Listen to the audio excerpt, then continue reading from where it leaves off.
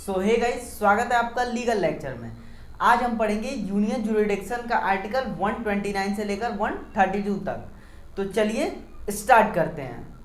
Article 129 में court of record के बारे में कहता है। इसमें कहता है कि सुप्रीम कोर्ट अगर किसी भी केस का फैसला सुनाता है तो उसका एक प्रॉपर रिकॉर्ड रहता है सुप्रीम कोर्ट के पास। इट मीन्स कि सुप्रीम कोर्ट कोई भी जजमेंट देता है तो वो ऑटोमेटिकली एक वैलिड रिकॉर्ड रहता है, ठीक है।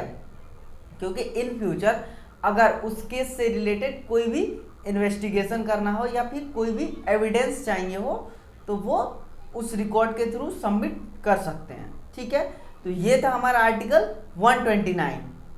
Article 130 seat of supreme court के बारे में बताता है। इसमें कहता है कि सुप्रीम कोर्ट दिल्ली में लोकेटेड है। अगर चीफ जस्टिस ऑफ इंडिया चाहे तो उसको दिल्ली से हटा के किसी अदर स्टेट में भी उसको ट्रांसफर कर सकता है, ठीक है। बट इसके लिए प्राइम मिनिस्टर का अप्रूवल चाहिए, ठीक है। इट मीन्स कि अगर चीफ जस्टिस ऑफ इंडिया को लगता है कि किसी अदर स्टेट में बहुत ज़्यादा क्राइम रेट बढ़ गया है तो उस according chief justice of India चाहे तो टेम्परोरी या परमानेंट फिक्स कर सकता है किसी अदर स्टेट में सुप्रीम कोर्ट को, ठीक है। वो भी प्रेसिडेंट के अप्रूवल पे। क्लियर। तो ये था हमारा आर्टिकल 130। आर्टिकल 131 में ओरिजिनल जुरिडिक्शन पावर के बारे में बताता है। इसमें कहता है कि ऐसा केस जो डिस्ट्रिक्ट कोर्ट में आता है या फिर हाई कोर्ट में आता है बट वो डायरेक्ट ट्रांसफर हो जाता है सुप्रीम कोर्ट में, ऐसा केसेस, तो वो कौन कौन से केसेस हैं, ठीक है।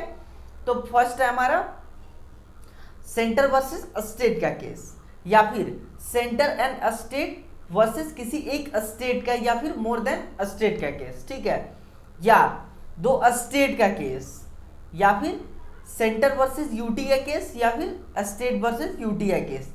ऐसा अगर कोई सा भी केसेस आता है तो वो डायरेक्ट सुप्रीम कोर्ट के पास ट्रांसफर हो जाता है, ठीक है।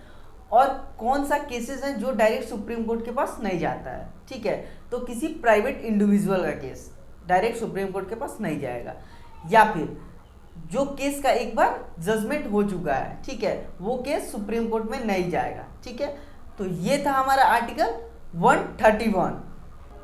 आर्टिकल 132 कहता है कि appellate jurisdiction of supreme court from high court. इसमें कहता है कि ऐसा केस जो हाई कोर्ट के पास जाता है बट हाई कोर्ट को लगता है कि वो सुप्रीम कोर्ट का केस है, इट मीन्स कि वो केस रिलेट कर रहा है सुप्रीम कोर्ट से, उसका जजमेंट सुप्रीम कोर्ट को देना चाहिए, वो सेटिस्फाइड हो जा रहा है हाई कोर्ट।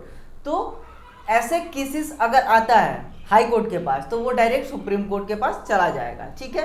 तो ये था हमारा आर्टिकल 132। होप कि मैंने आपको यूनियन जुरिडिक्शन का आर्टिकल 129 से लेकर 132 तक काफ़ी अच्छे से क्लियर किया है। अगर फिर भी आपको कोई डाउट रहता है तो आप कमेंट करके ज़रूर बताएं। मिलते हैं नेक्स्ट वीडियो में, तब तक के लिए धन्यवाद।